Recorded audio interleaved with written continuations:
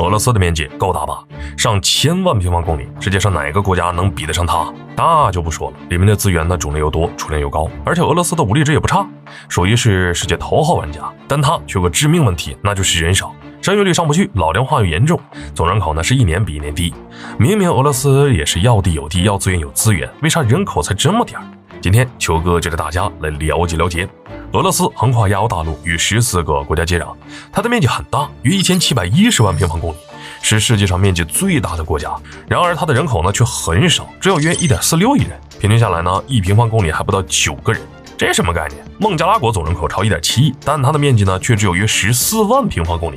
平均1平方公里呢人口超1200，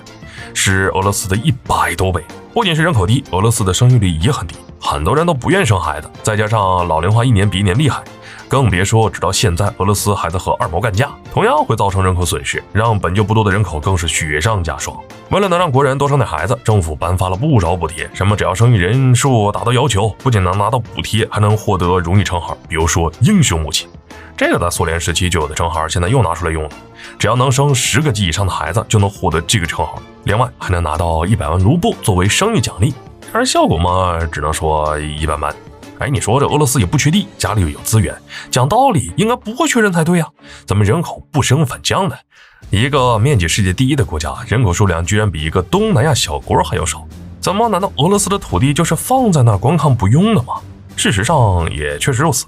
俄罗斯横跨亚欧，面积更是达到了1700多万平方公里，但问题是适合人居住的地方却没有多少，这究竟是为啥？因为俄罗斯吧地处的纬度很高，大半的国土都在北极圈之内，而再加上受到亚寒带气候影响，使得俄罗斯气温很低，尤其是西伯利亚地区，最低温度甚至能达到-40多度。生活在这儿啊，连冰箱都不用买了，直接往外一放，保证立马就给你冻上。而且这些地方大多集中在东部地区，反观西部虽然也是高纬度，但条件却相对舒服的很多，也是为什么俄罗斯的人口主要集中在西部。虽然东部资源丰富，很有开发价值，但谁不想在一个舒服的地方生活，干嘛要跑到这儿来受苦受累的？可以说环境是限制人口增长的原因之一，其次就是人口基数。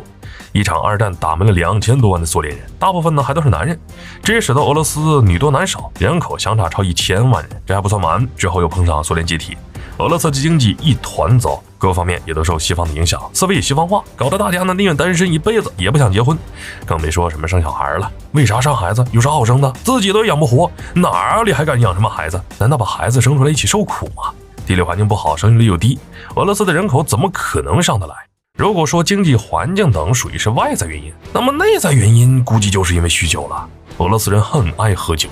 几乎所有人都是酒蒙的，喝伏特加、养棕熊，这都快成为俄罗斯人的固定形象了。不过这也能理解，毕竟俄罗斯那地方冷啊，喝点小酒也助于暖和身体。喝点小酒是有好处的，但就是这个量啊，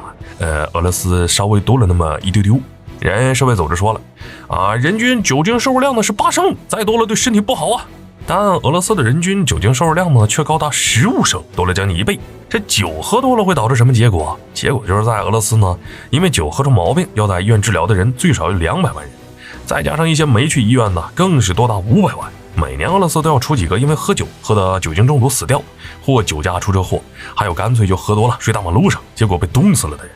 至于为啥俄罗斯人酗酒这么凶，气候呢是一个原因，另外一个呢就是经济问题了。